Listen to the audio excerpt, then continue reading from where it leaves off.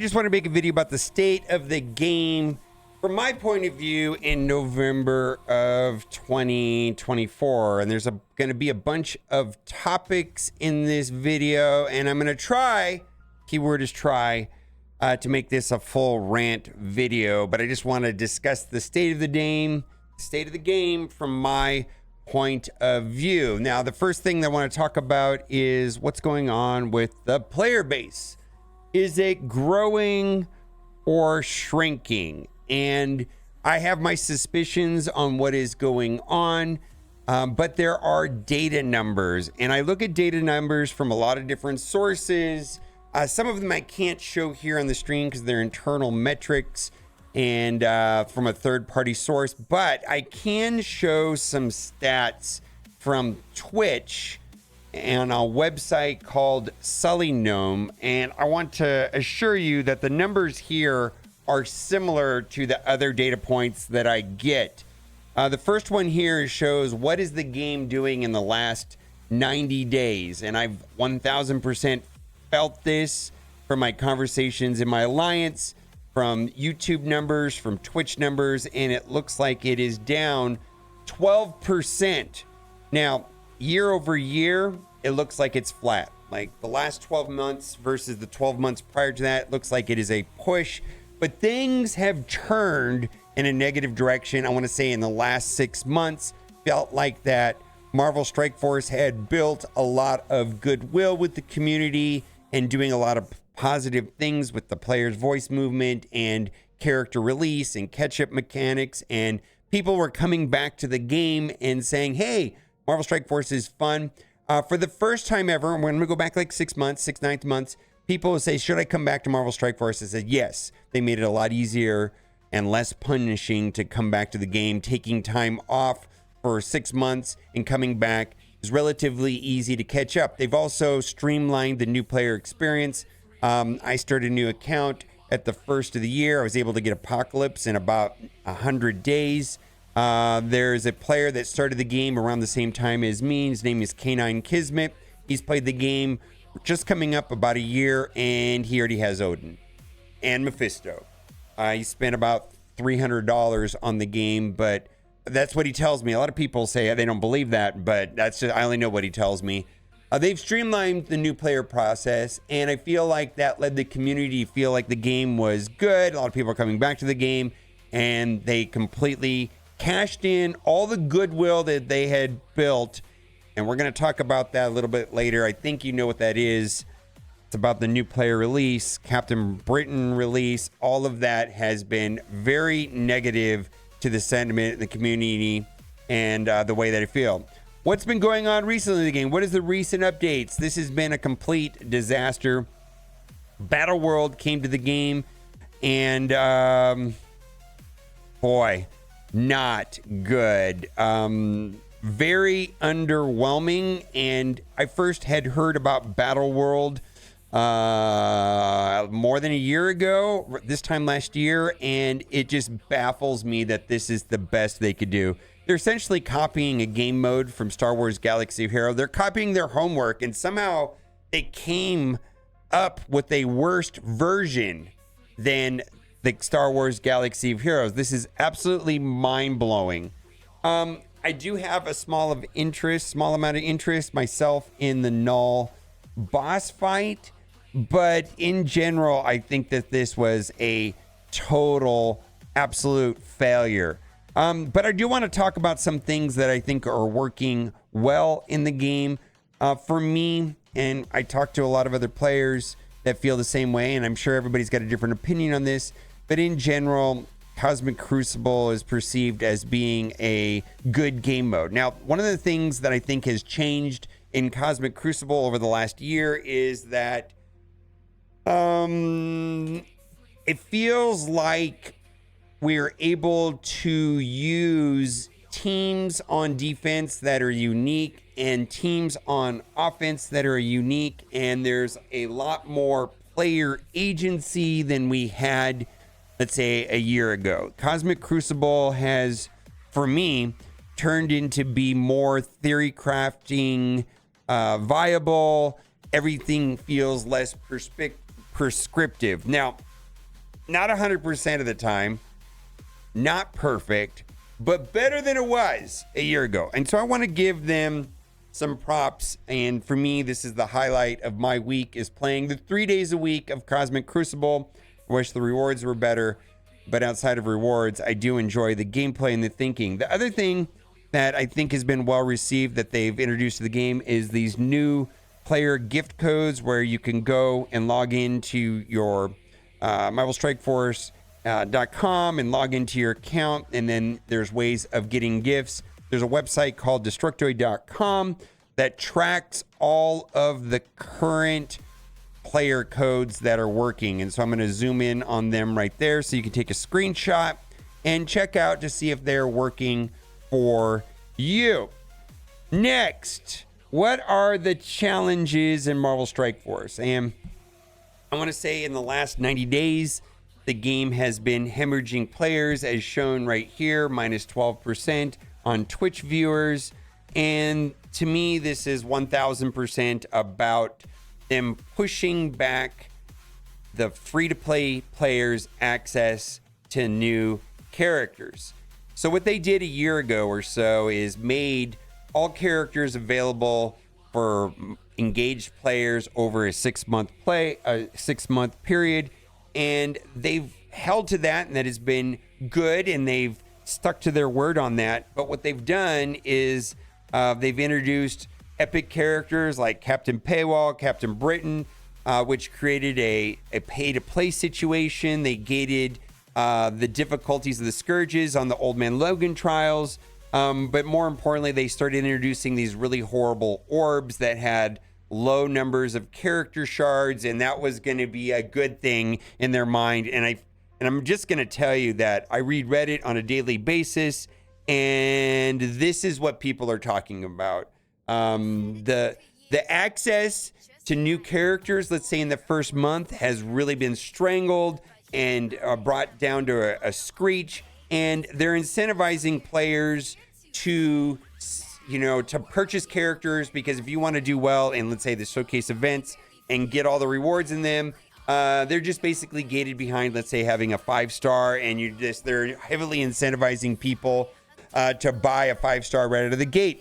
And it feels like the game has gone in this direction where they are not interested in people paying just for the passes. Now, this game, in my opinion, is one of the most absurd games ever out there, where there's a total 4 passes a month, 1 a week. So I guess that's 28 days. That's a little bit shorter than a month, but that's $80 a month. And they feel that $80 is not not enough, and that they want more than that. And so everything they've done with new character release, they've reversed. All the goodwill that they've built up over the last year, they've reversed in the last couple of months. And they're just trying to get more than $80. It's like they want people to spend $300, $400, $500 to play Marvel Strike Force competitively. And I think that is just completely horrible. And I think that's why we're seeing people leaving the game. At least from my numbers, it looks that way. Minus 12% the last 90 days. Like the last running 90 days, it's down. And I don't have access to the overall internal metrics. I only have public metrics, but that's what I'm seeing on all 3 places that I look for information. Let's talk about developer communication. And this is kind of a good and a bad thing. I can only go off of my experience with the envoys. I do think that they are trying to engage with envoys. There has been times and calls where they are not interested in feedback at all. It's more of, this is what we're going to do, and we're just letting you know. And they're not interested in as much feedback. Now, the player voice movement was something that I was optimistic about, and I haven't given up all full hope on it.